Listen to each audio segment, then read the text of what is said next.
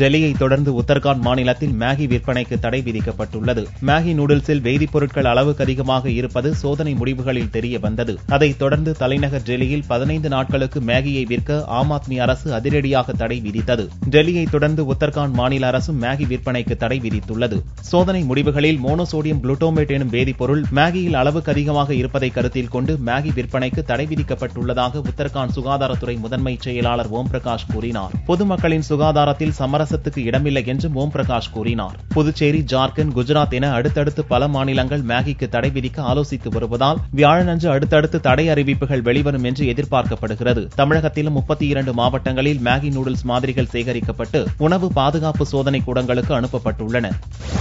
ஜெயலலிதா விடுதலை எதிர்த்து அப்பீல் செய்ததில் எந்த அரசியல் காரணமும் இல்லை என்று கர்நாடக முதல்வர் சித்தராமையா கூறினார். சொத்து குவிப்பு வழக்கில் இருந்து ஜெயலலிதாவை விடுவித்து கர்நாடக உயர்நீதிமன்றம் கூறிய தீர்ப்பை எதிர்த்து உச்சநீதிமன்றத்தில் மேல்முறையீடு செய்ய கர்நாடக அரசு முடிவு செய்துள்ளது. கர்நாடக அரசின் இந்த முடிவு வெட்கக்கேடானது என்று அதிமுக கூறியிருப்பது குறித்து முதல்வர் சித்தராமையாவிடம் கேட்கப்பட்டது. அதற்கு பதிலளித்த அவர், அப்பீல் செய்யும் முடிவு அரசியலுக்கு அப்பாற்பட்டது என்றார். கர்நாடக அரசின் தலைமை வழக்கறிஞர், சட்டத்துறை மற்றும் சொத்து குவிப்பு வழக்கின் அரசு சிறப்பு வழக்கறிஞர் PV ஆச்சாரி ஆகியோர் கூறிய கருத்துக்களின் அடிப்படையிலேயே அப்பீல் செய்வதென முடிவெடுக்கப்பட்டதாகவும் சித்தராமையா விளக்கம் அளித்தார். மேலும் கர்நாடக அரசின் முடிவால் பெங்களூரில் வசிக்கும் தமிழ் மக்களின் உணர்வுகளுக்கோ அல்லது இரு மாநிலங்களிடையே இருக்கும் காவிரி நதிநீர் பிரச்சினைக்கோ எந்தவித பாதிப்பும் ஏற்படாது என்று சித்தராமையா கூறினார்.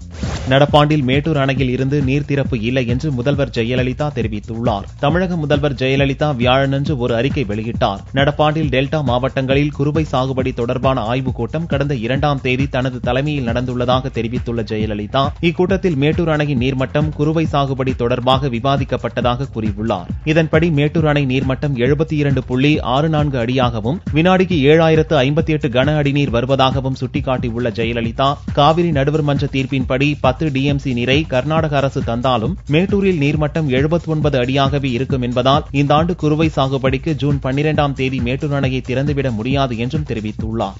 குறுவை சாகுபடியை ஊக்குவிக்கும் வகையில் குறுவை தொகுப்பு உதவியை வழங்க முதல்வர் ஜெயலலிதா உத்தரவிட்டுள்ளார். மாநில அளவில் கோடை பருவ சராசரி மழை 128 மில்லிமீட்டருக்கு பதிலாக 241.3 மில்லிமீட்டர் கிடைத்துள்ளதாக தெரிவித்துள்ள ஜெயலலிதா, இதனால் நிலத்தடி நீர்மட்டம் கணிசமாக உயர்ந்துள்ளதால் குறுவை சாகுபடியை ஊக்குவிக்கும் வகையில் குறுவை தொகுப்பு உதவியை வழங்க உத்தரவிட்டுள்ளார். இதன்படி 12 மணி நேர மும்முனை மின்சாரம், நடவு இயந்திரங்களுக்கு கட்டணம் தேவையில்லை, குறுவை சாகுபடியின் மகசூலை உயர்த்தும் வகையில் ஏக்கர் ஒன்றுக்கு 315 ரூபாய் ஊக்கத்தொகை, விலையில்லா ஜிப்சம் விநியோகம் உள்ளிட்ட 40,97,50,000 ரூபாய் செலவிலான நலத்திட்டங்களை வியாழனன்று வெளியிட்ட அறிக்கையில் அறிவித்துள்ளார். கச்சத்தீவு அருகே மீன்பிடித்த ராமேஸ்வரம் மீனவர்களை இலங்கை கடற்படையினர் விரட்டி அடித்து அராஜகத்தில் ஈடுபட்டுள்ளனர். ராமேஸ்வரத்தில் இருந்து புதனன்று 700க்கும் மேற்பட்ட படகுகளில் மீனவர்கள் கடலுக்கு மீன்பிடிக்கச் சென்றனர். நள்ளிரவு கச்சத்தீவு அருகே மீன்பிடித்துக் கொண்டிருந்த போது அங்கு வந்த இலங்கை கடற்படையினர் மீனவர்களை விரட்டி அடித்தனர். வலைகளை அறுத்தெறிந்தும் பாட்டில்களை வீசி எறிந்தும் அராஜகம் செய்தனர். இதனால் பீதியடைந்த மீனவர்கள் அவசரமாக கரை திரும்பினர். தடைக்காலம் முடிந்து கடலுக்கு மீன்பிடிக்க சென்றால் இலங்கை அரசின் அட்டகாசத்தால் பெரிதும் பாதிக்கப்பட்டுள்ளதாக மீனவர்கள் வருத்தம் தெரிவித்தனர். மீனவர்கள் மீன்பிடிக்கிறது பாரம்பரிய மீன்பிடிப்பு பகுதி தான். ஏன்னா எங்களை பொறுத்தவரை என்னன்னா, இலங்கை இந்திய இருநாட்டு கடல் பரப்பு மிக குறைவான கடல் பரப்பு தான். நமக்கு இந்திய கடல் பகுதி மிக குறைவானது. எனவே இருநாட்டு கடல் பகுதியில் பாரம்பரியமாக மீன்பிடித்த பகுதியில் மீன்பிடிக்கிறாங்க.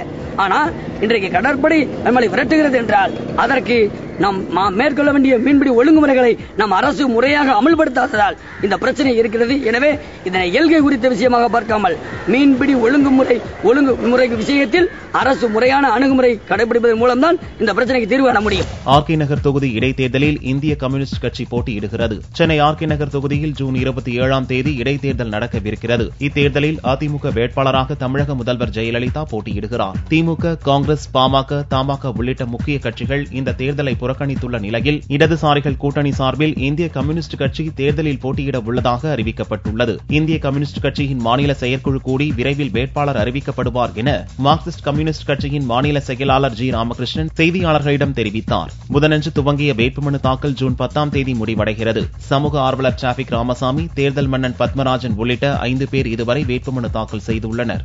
முதல்வர் ஜெயலலிதா தண்டையார்பேட்டைக்கு வந்து மனு தாக்கல் செய்கிறார். வரும் 27ஆம் தேதி ஆர்கே நகர் தொகுதிக்கு இடைத்தேர்தல் நடக்கிறது. அதிமுக வேட்பாளராக அறிவிக்கப்பட்டுள்ள முதல்வர் ஜெயலலிதா வெள்ளியன்று வேட்புமனு தாக்கல் செய்கிறார். அவருக்கு 3 இடங்களில் மனு தாக்கல் செய்ய சிறப்பு வசதி செய்யப்பட்டிருப்பதாக வந்த தகவலை மாநில தேர்தல் அதிகாரி சந்தீப் சக்சேனா திட்டவட்டமாக மறுத்தார். ஆர்கே நகர் தொகுதியின் தேர்தல் அதிகாரியாக சென்னை மாநகராட்சி 4வது மண்டல உதவி கமிஷனர் சௌரிராஜன் நியமிக்கப்பட்டுள்ளார் என்றும் அவரது அலுவலகம் அமைந்துள்ள தண்டையார்பேட்டை மண்டல அலுவலகத்தில்தான் அனைவரும் வேட்புமனு தாக்கல் செய்ய வேண்டும் என்றும் வேறு எந்த இடத்திலும் வேட்புமனு பெற அனுமதி இல்லை என்றும் சந்தீப் சக்சேனா தெரிவித்தார்.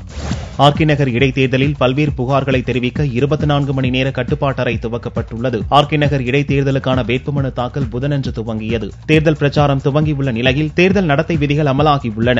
விதிமீறல் தொடர்பான புகார்களை தெரிவிக்க மாவட்ட தேர்தல் அலுவலகத்திற்கு 180042570112 என்ற கட்டணமில்லா தொலைபேசி சேவை அறிவிக்கப்பட்டுள்ளது. மேலும் சென்னை மாநகராட்சி அலுவலகமான ரிப்பன் மாளிகையில் 24 மணி நேரமும் இயங்கும் கட்டுப்பாட்டறை திறக்கப்பட்டுள்ளது. பறக்கும் படை, வீடியோ கண்காணிப்பு குழு ஆகியவற்றின் செயல்பாடுகளை கட்டுப்பாட்டறையில் இருந்து GPS கருவி மூலம் கண்காணிக்கவும் ஏற்பாடு செய்யப்பட்டுள்ளது.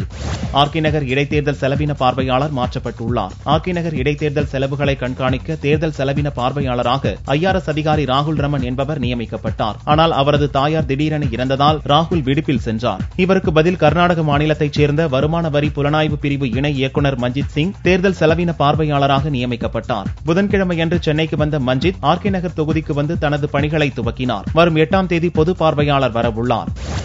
பயிர் பாதிப்புக்கு சொற்ப இழப்பீட்டுத் தொகையை அரசு வழங்கியதால் காஷ்மீர விவசாயிகள் கொந்தளிப்படைந்துள்ளனர். ஜம்மு காஷ்மீர் மாநிலத்தில் கடந்த ஆண்டு வரலாறு காணாத அளவுக்கு மழை வெள்ளம் ஏற்பட்டது. அப்போது பல நூறு ஏக்கர்களில் பயிரிடப்பட்டிருந்த பயிர்கள் அழிந்து போயின. கடும் துயரத்துக்கு ஆளான விவசாயிகளுக்கு உரிய இழப்பீடு வழங்கப்படும் என்று காஷ்மீர் அரசு அறிவித்திருந்தது. ஆனால் சொற்ப தொகையுடன் காசோலைகளை தற்போது அரசு வழங்கியிருக்கிறது. 100 ரூபாய், 47 ரூபாய் என அற்பமான இழப்பீடு தொகை கிடைத்துள்ளதால் விவசாயிகள் கடும் கொந்தளிப்படைந்து போயுள்ளனர். ஆனால் ஜம்மு மாநில விவசாய துறை இயக்குநர் ஜாம்பால் கூறுகையில் பேரிடர் நிவாரண நிதி விதிகளின்படியே இழப்பீட்டுத் தொகை வழங்கப்பட்டுள்ளதாக தெரிவித்தார். அரசின் அலட்சியமான பதிலால் போராட்டத்தில் குதிக்க காஷ்மீர் விவசாயிகள் முடிவெடுத்துள்ளனர்.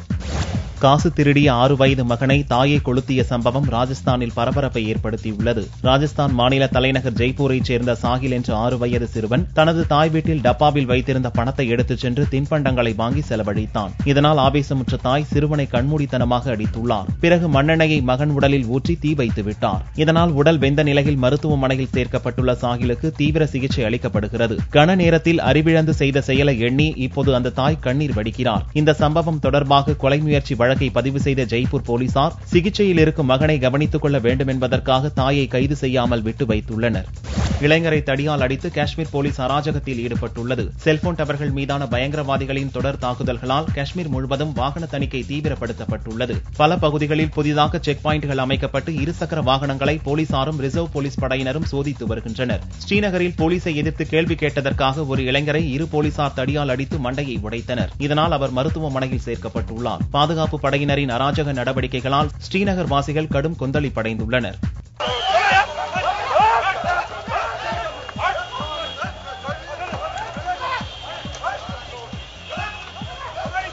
SSLC தற்காலிக மதிப்பெண் பட்டியலை வியாழக்கிழமை முதல் பதிவிறக்கம் செய்து கொள்ளலாம். SSLC தேர்வு முடிவுகள் கடந்த மே 21ஆம் தேதி வெளியானது. மே 29ஆம் தேதி முதல் தற்காலிக மதிப்பெண் பட்டியல் அந்தந்த பள்ளிகளில் மாணவர்களுக்கு வழங்கப்பட்டது. சான்றிதழ் நகல் கிடைத்தவர்கள் மற்றும் சான்றிதழ் நகல் கூடுதலாக தேவைப்படுவோர் வியாழன் முதல் நேரடியாக பதிவிறக்கம் செய்து கொள்ளலாம் என்று பள்ளிக்கல்வித்துறை தெரிவித்தது. இதன்படி www.dge.tn.nic.in என்ற இணையதளத்தில் தங்கள் பதிவு எண் மற்றும் பிறந்த தேதியை பதிவு செய்து மாணவ மாணவிகள் தங்களது மதிப்பெண் நகலை பெற்றனர்.